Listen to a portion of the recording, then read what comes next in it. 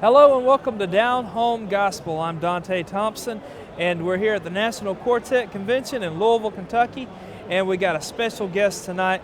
We got Squire Parsons and his son Samuel. Thank you for taking time out of your busy schedule to talk to us. Samuel, nice to meet you. And Squire, you have been singing for many, many years. How long have you been singing? Well, nearly 40 years full time. I started in 1975 with the Kingsmen. Yes, sir. But really, before that, I was singing in West Virginia, where I was teaching school. Quite active, about as much as I am now. So, I guess since 1968, whenever I first started writing gospel music and singing at churches professionally. So I guess I'll have to claim 68. Yeah. Well, that's something to be proud of, I'm telling you. I tell you, I've received much more than I've given. Yes. It's been an honor to be in the work of the Lord. And that's how it is. No matter what we do as a ministry or what you do, you always get back more than you could give. And it's just how the Lord blesses. I tell Samuel so many times after the service, I said, doesn't just humble you that the folks are so kind, let alone the graciousness of the food or whatever, but even just the services that we're in, just the spirit as it's given back to us from the Lord.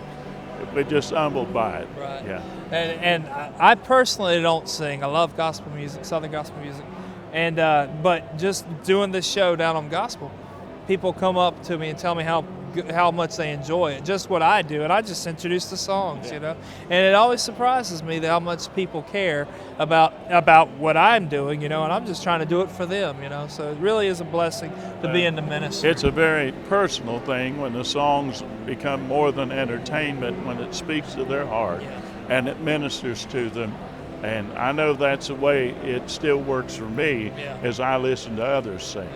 Do you remember the first person who was saved by your music? No, I can't go back that far.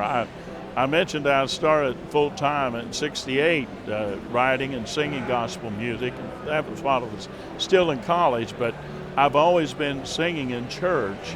My dad led the music in West Virginia, where we were at, and so I first sung the ladies' part, the soprano, then my voice changed to the alto, and then finally made it in the men's section whenever I was a teenager, to tenor and even bass, before I left home. So as far as the first person that was saved, I don't remember, but I do remember many of those instances of seeing people come, through the years, and thank God that He's allowed us to witness that. Yeah. And Samuel, there's so many more that y'all will never know about until we get to heaven.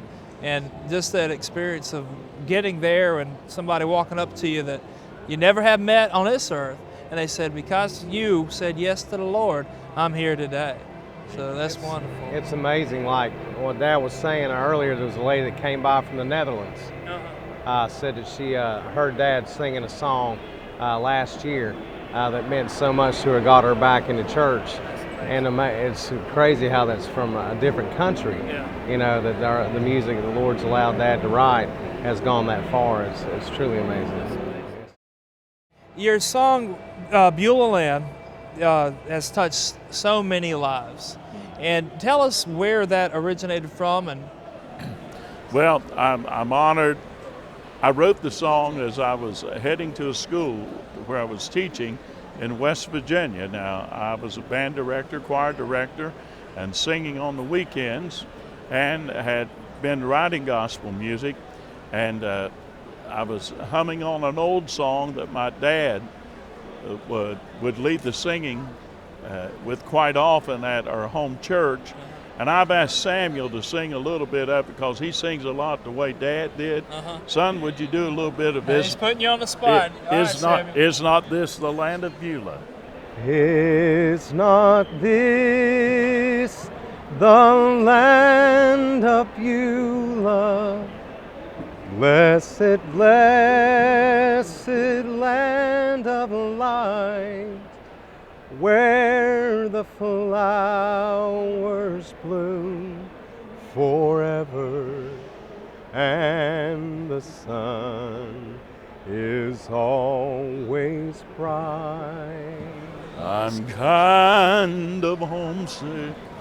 Well, that's about the way it happened that morning. I was humming on that old song, and as I was driving to the school that morning, it just came in phrases. Yeah. I'd drive on a little while and then sing another phrase as it would, it was more of a worship service than it was just a time of trying to write a song. I didn't really try to write the song. It just came, and that's the way I like them. Yeah. I got to the band room, and that morning before others had come to the school and sat down at the piano and kind of put it together then.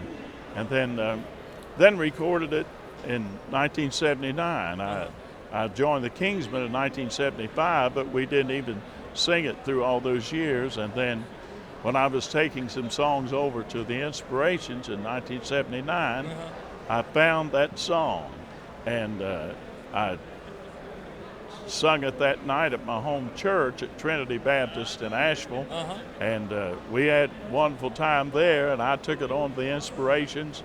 I recorded it on my first solo recording, and then they recorded it, and the Rex Nealon singers also had it on charts.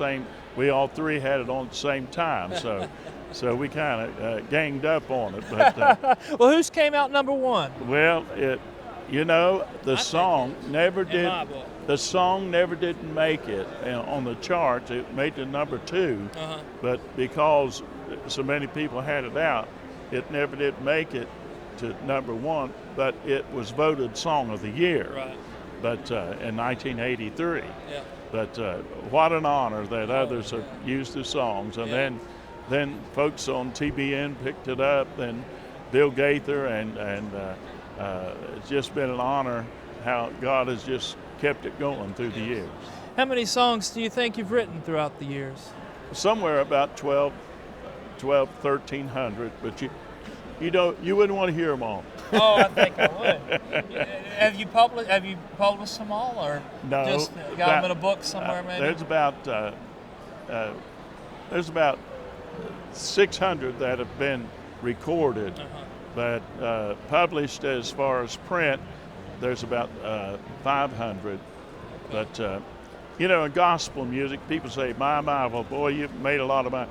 As you know, in gospel music, you don't sell the volume that others sell at all, and it's just an honor when somebody can use a song and it be a blessing to them. Yes, I know. If I ever wrote something and somebody wanted to, use it, I think I'd pass out. To tell you the truth, that has got to be an honor. Squire, tell the folks how they can get a hold of you and Samuel if you can come to their church or an event or anything. We'd love to come and be with them. Of course, our website is squireparsons.com. Miss Nancy Gossett, our secretary and manager, does all of our scheduling, and they can contact her, or they can write to P.O. Box 279, Leicester or Leicester, how you want to say it, Leicester, North Carolina, 28748, and we'd love to hear from them, love to come and be with them. And most of our work is in the church concerts, and it's too late to change it. Wouldn't want to if we could. That's right. That's Amen. where God's placed you. That's Amen. where you're going to stay. Samuel has a Facebook page where Samuel Parsons. Just look you up on there. Yes. So if you need to get in touch with Sam, of course he's going to be out of commission for a while. He's getting married. Oh, well, Yeah. congratulations! October 20th. Congratulations! Yes, sir. Can't Now, wait. before we go off, I just want to mention this. Before we started taping, you told me that you've been singing with your father for about 6 years now, but you did back in the early '90s. And tell the folks what happened, why you didn't continue. You said you were. Oh, I got fired. He got fired. I He got fired a couple times. Yeah, well, that was the one I remember the most. Hard-headed is what I was. Hey, what's scary is I'm working for him now. Well, you better shape up. You might be out of a job, Squire. Sorry, son. Hey, I know, buddy. Well, thank y'all again so much bless for you, being here. everybody. Thank you, Honor. Samuel. Yes, sir, buddy. Be sure to tune in next week for more of Down Home Gospel.